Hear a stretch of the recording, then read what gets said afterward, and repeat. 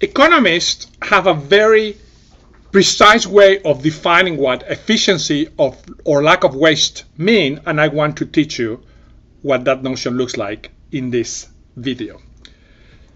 The notion, which by the way is called in economics Pareto optimality, is built around the notion of a Pareto improvement test. So let me describe first what this means. So definition: a feasible allocation alpha 1,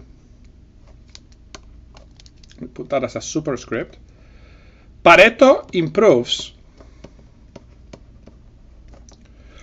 over a feasible allocation alpha 0 if the following two things are true. First, the utility of I at the new allocation is strictly greater than the utility of I at the allocation 0 for at least one person I, one I.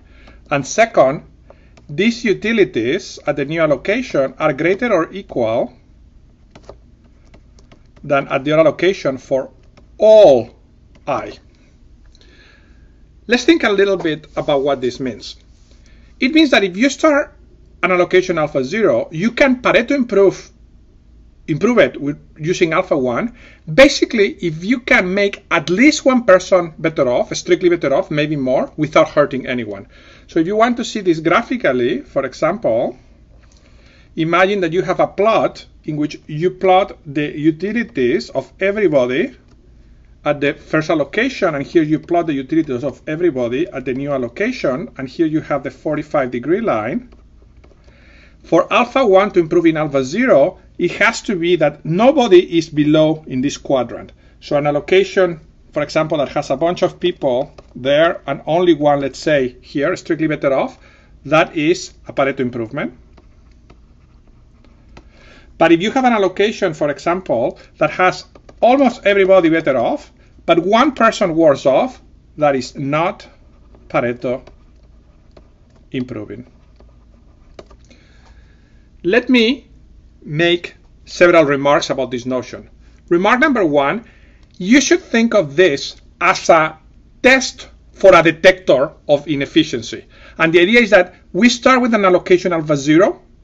We want to check whether it is efficient, so we run this Pareto improvement test with other allocations to see if we can detect an inefficiency. Clearly, if the allocation alpha 1 Pareto improves on alpha 0, that is a detection of an inefficiency. Second remark that is very important, notice that the notion of waste is defined around the utilities. It doesn't really matter how people are consuming, exactly what they're consuming. We care about their utilities because that's what they care about. And the third thing is, notice that the definition of a Pareto improvement test uses the notion of a feasible allocation. That is critical because I can always improve on any allocation by imagining non-feasible allocations in which more and more and more resources are present. So really, for saying that something is inefficient, it better be the case that you find a Pareto improvement with another feasible, i.e. realistic allocation. Now we are ready to define the notion of Pareto optimality. So definition, a feasible allocation alpha is Pareto optimal, and we will sometimes abbreviate this as PO, if there doesn't exist another allocation, feasible allocation, another feasible allocation alpha hat that Pareto improves over alpha. It's a little bit of a weird notion if you're not familiar, so let me describe it graphically with some intuition. So we have an allocation alpha. It's feasible. And we want to check, is it efficient? And what we have to do is look at the set, the back of all possible feasible allocations, or other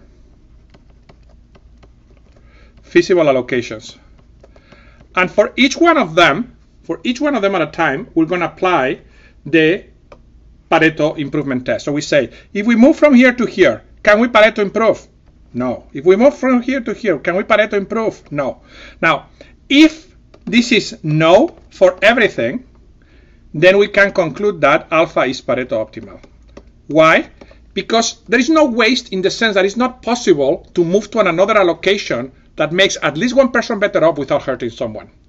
On the other hand, if at some point when we are doing the checks, we find that the Pareto improvement test can be passed by moving from alpha to another, let's say alpha hat allocation, then we have to conclude that alpha is not Pareto optimal. Why? Because it didn't pass negatively in some sense the Pareto improvement test. There is possible to move to another allocation that makes at least one person better off without hurting anyone. That is clearly wasteful from a social point of view. In other words, is not efficient.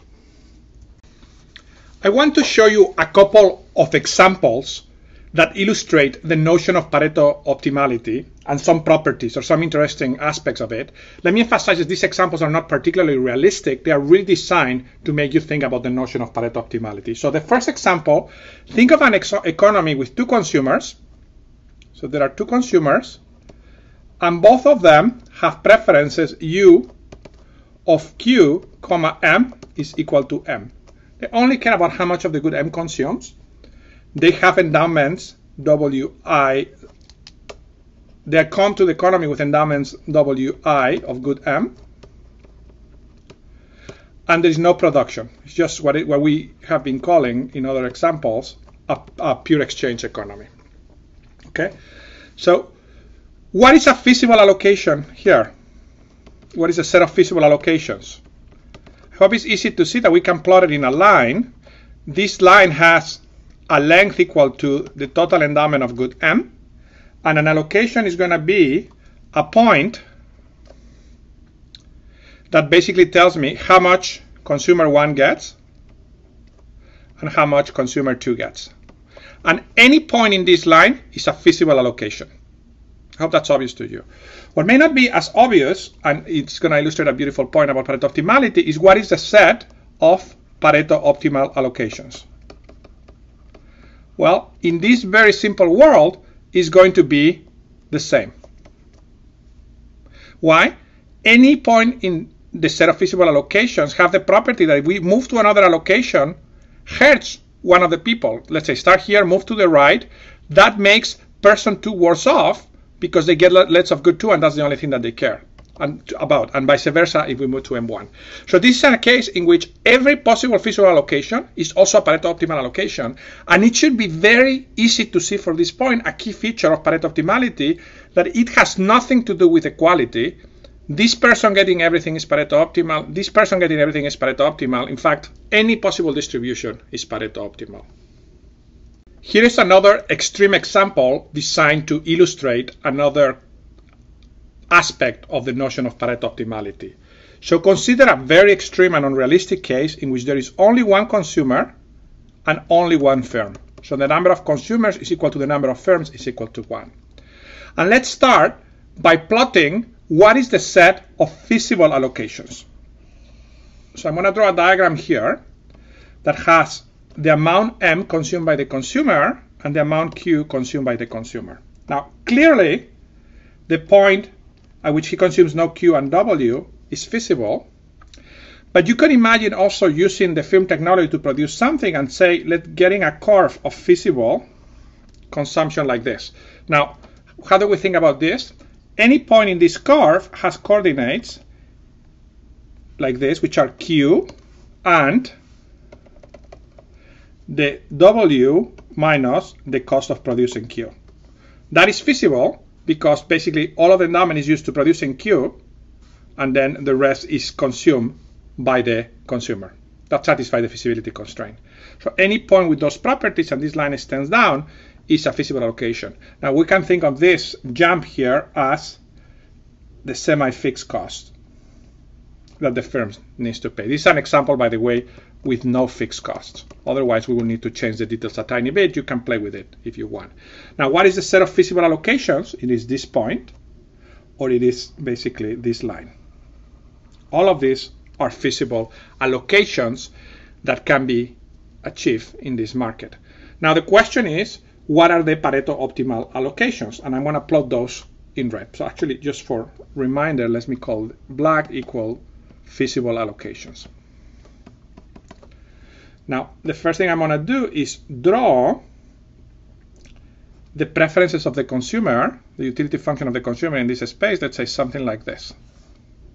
These are the indifference scores, the levels combination of Q and M that gives the same level of utility to the consumer. Now, I claim that this point is not Pareto optimal. Well, it should be obvious to you that that point, let me call it alpha, is not Pareto optimal because any alpha hat in this set improves on alpha. So that cannot possibly be Pareto optimal. In fact, if you are following the logic, you should be able to see that the only Pareto optimal point here is going to be this point that I'm going to draw in red, at which the utility indifference scores just touch this feasible set. That is the Pareto optimal allocation here in this particular example. So in red, I'm plotting the Pareto optimal.